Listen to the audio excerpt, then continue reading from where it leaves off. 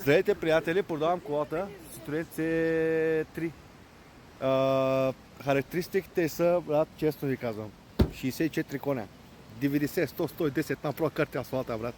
Обаче, ето е, че 4,5 ми харчи много малко. Не е за моите възможности, разбирате. Аз ми трябва нещо да харчи повече, да харчи да тако.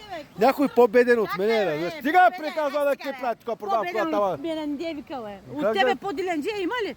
Додох ми на пикник. Скрембиши. Скрембиши ще нахрани. Аз да ви кажа. Аре, бе, Дилян.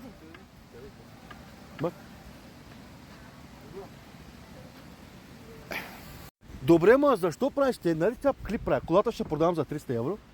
На някой и ще си платим кредита. Защо такова сега пред хората? Ко бе? Какво? С кремвиши ти сега Що, само кремвиши ли? Ма домата има сол взимах. Нали днеска ме накара да открадна от магазина. Ко ме караш да говоря? Ама не приказвате. Що?